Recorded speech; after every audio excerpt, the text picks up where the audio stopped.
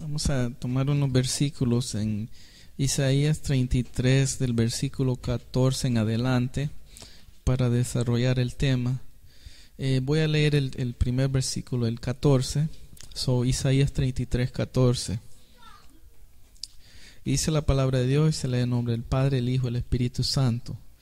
Los pecadores se asombraron en Sión. Espanto sobrecogió a los hipócritas. ¿Quién de nosotros morará con el fuego consumidor? ¿Quién de nosotros habitará con las llamas eternas?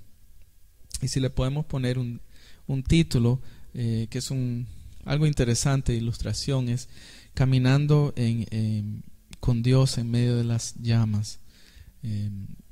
Esto es un tema interesante porque hay personas que no creen que hay un infierno, pero esta parte no está hablando del infierno, está hablando de una ilustración de el carácter de Dios. Si vemos en Hebreos 12, me acompaña Hebreos 12, 29.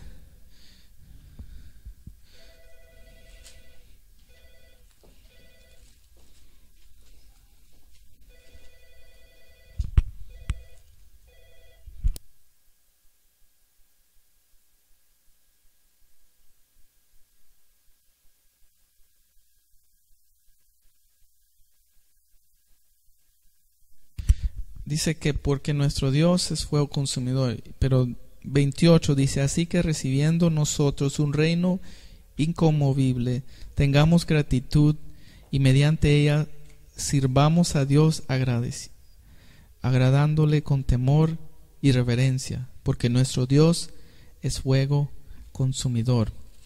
Entonces esa es la ilustración en la palabra de Dios.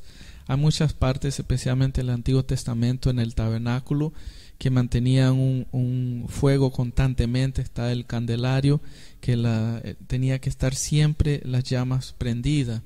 Y representa también la intercesión, representa la oración, la santidad de Dios. Cuando Moisés también se encontró con Dios en el monte, él vio una llama que estaba como un árbol, como una brama, y no se consumía. En este aspecto, el pueblo de Israel estaba aquí pasando un ataque, o estaban por el imperio de Asiria. Y entonces, en medio de esta situación, ya el imperio de Asiria había llevado cautivo a las 10 tribus de Israel en el norte. Habían pasado más de 300 años que habían cambiado diferentes reyes. Habían mucha desobediencia, mucha idolatría, muchas cosas que pasaron, y Dios levantó profetas y líderes, pero no escucharon. Entonces después sucedió eso, que el imperio de Asiria los llevó a otras naciones, y entonces ahora le tocaba a Judá, que era el sur de Israel. Pero había un rey que se llama Ezequías, y este rey era un rey que agradeció al Señor, buscó al Señor en medio de estas cosas. Y entonces estaban a la puerta, si no me equivoco, el rey Sennacherib de Asiria, y él estaba rodeando a Jerusalén. Y entonces en esos tiempos las ciudades tenían murallas, y entonces estaban esperando que se acabara la comida y el agua para poder entrar.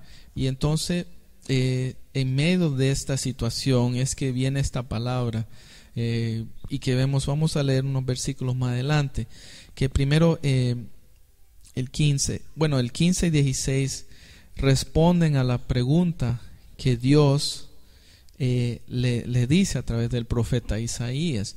Es interesante las dos cosas que dice: los pecadores se asombraron en Sión, en el versículo 14. Espanto escogió a los hipócritas. Inmediatamente estas dos categorías, estos dos tipos personajes, no van a poder estar con el Señor: los pecadores y los hipócritas. Y entonces esos, ya de adelante, uno tiene que pedirle al Señor que nos ayude para poder vivir una vida en santidad y no ser hipócrita ni estar viviendo en pecado constantemente.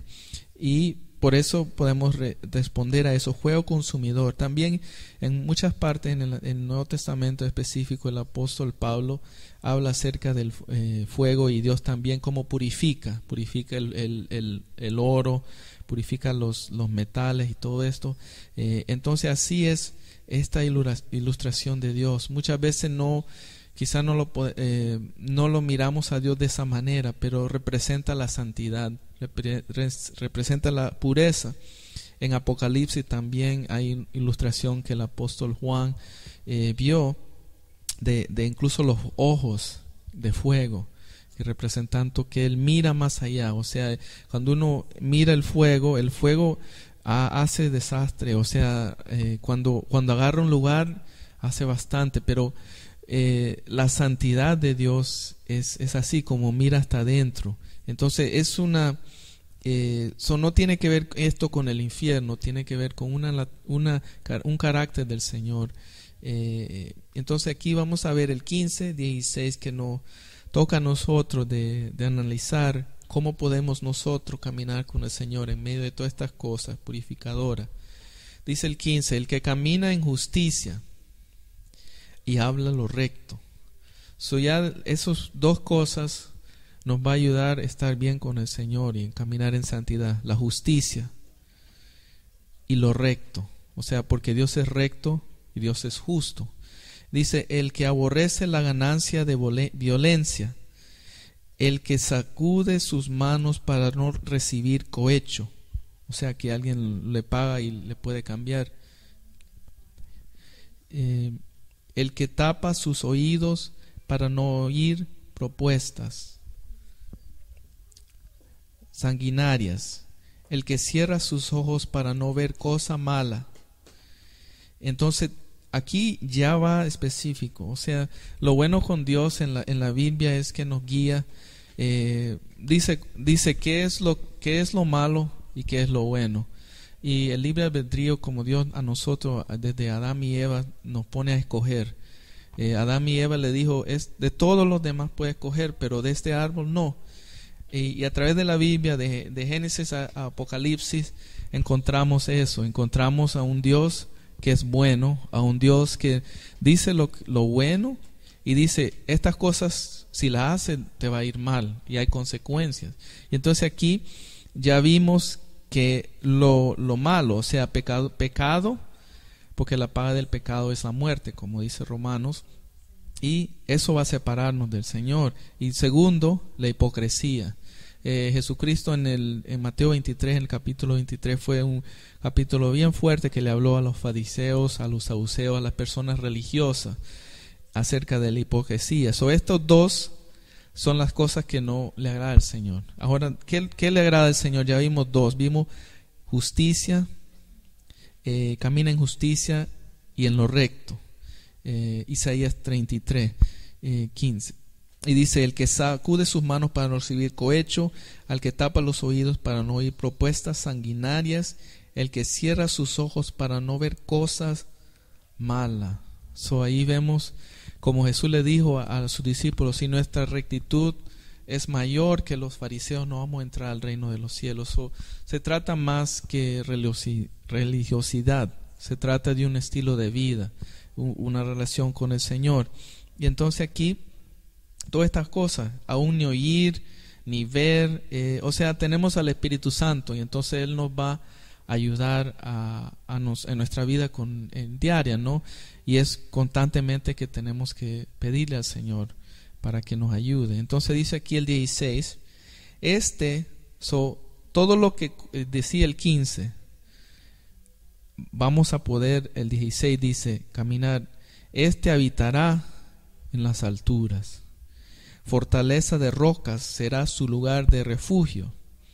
Se le dará su pan y sus aguas serán seguras. Qué hermosa promesa esa. Está hablando ahora esa ilustración de una fortaleza, un castillo, una roca, algo que no puede penetrar porque Dios está allí, ¿no? Y dice, eso va a ser el refugio, como en el Salmo 91 dice: el que habita bajo la sombra del Omnipotente. está esa promesa de dar su pan, porque esa es la provisión del Señor, y sus aguas serán seguras. Y ahí también recordando que la agua representa al Espíritu Santo en el Nuevo Testamento, cuando Jesús dijo, si no me equivoco, en Juan 14, de los interiores correrán ríos de agua viva. O sea, entonces eso es lo que el Señor quiere para nosotros, que nosotros hagamos eso y que le pidamos al Señor que nos ayude a no caminar en pecado y no caminar en hipocresía, sino que hagamos lo que le gusta, ¿no? Lo justo, lo recto. Al comienzo también es interesante en el versículo 33, porque quizá uno se pregunta a veces que ¿por qué los malos hacen cosas? Isaías 33:1, y nada sucede.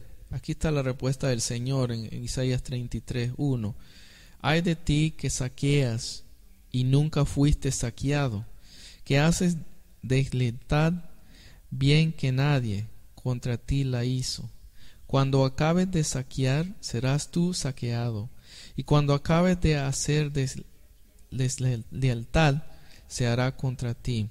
Entonces, primeramente se estaba refiriendo al rey Sennacherib y el imperio de Asiria, pero también el principio que nosotros tomamos de eso, que los malos y personas que están en maldad abiertamente, como estos imperios y todas estas cosas, no se van con lo suyo. O sea, Dios eventualmente va a hacer justicia, porque Dios dice que de Él es la justicia, mía es la venganza y la justicia. Y entonces, dice aquí el versículo 10: ahora me levantaré, dice Jehová, ahora seré exaltado, ahora seré engrandecido.